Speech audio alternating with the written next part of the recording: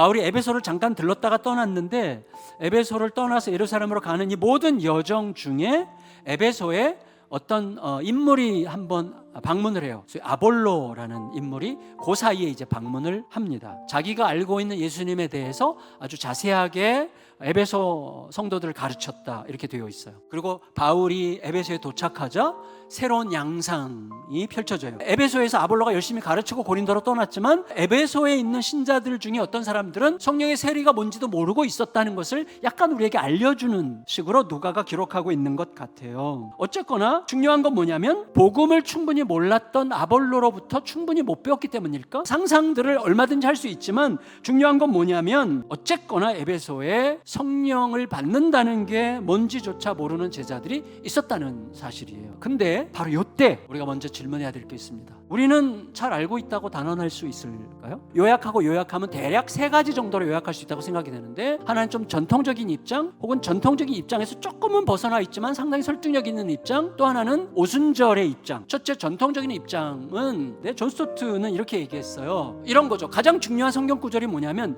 누구든지 성령으로 말미암지 않고는 예수를 주라고 시인할 수 없다. 예수님께서 나의 답이라고 믿는다라고 고백하는 사람은 성령이 이미 임했다는 뜻이죠. 그러니까 예수를 믿는다는 건 성령님께서 임하셨다는 뜻이고, 성령님께 우리들의 모든 삶을 맡겨드리는 그것, 내 모든 삶의 영역과 관련된 모든 문제를 성령께 맡겨드리고 성령께서 다스리시는 영역들이 점점 많아지는 걸 우리가 보통 성령 충만이라고 하죠. 그 성령의 열매, 성령의 충만함과 성령의 열매를 위해서는 우리가 깨어 기도하고 우리가 추구해야 된다는 입장, 이게 이제 전통적인 성령에 관한 입장.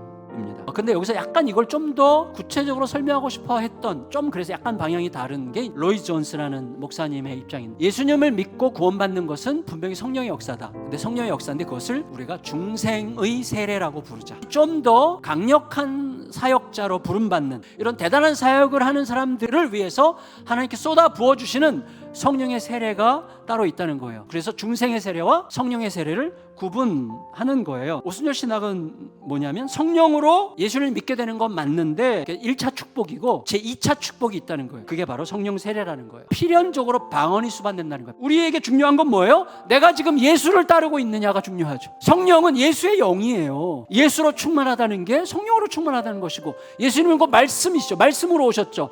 말씀으로 충만하다는 게 그 성령으로 충만하다는 거예요. 우리 가운데 이 부분에 대해서 정말 좀 더 통합적으로 생각할 필요가 있는 거죠. 다만 우리가 중요한 건 이거예요. 성령 세례나 방언을 마치 내가 좀 더 우월한 신자가 된 것 같은 표식으로 생각하려는 욕망과 경쟁심은 정말 경계해야 됩니다. 중요한 건 뭐냐면 이 다양한 분들이 함께 주님을 바라본다는 거죠. 크신 성령님은 다양한 기질을 가진 우리 각 사람을 매우 인격적으로 만나시기 때문이에요. 동시에 저는 약간 성령님에 대한 죄송함이 있어요. 왜냐하면 성령님을 생각할 때 너무나 개인적이거든요. 어쨌거나 제가 말씀드리려고 하는 핵심은 내 입장만 옳다고 여기면서 판단하려고 들지 않는 거예요. 주님께 맡겨야죠. 바울이 에베소에 갔을 때 아볼로가 분명히 거쳐간 걸 아는데 성령도 모르고 성령 세례가 뭔지도 몰라. 그때 바울이 부족했다는 식으로 비웃거나 원망하지 않아요. 오히려 그 아볼로가 가르친 세례 요한의 세례를 자세히 설명하면서 프로 새 시대를 위한 전조였다는 것을 확인해요. 하나님이 그 마음을 아셨고 이렇게 역사하셨기 때문이죠. 여러분 아시잖아요?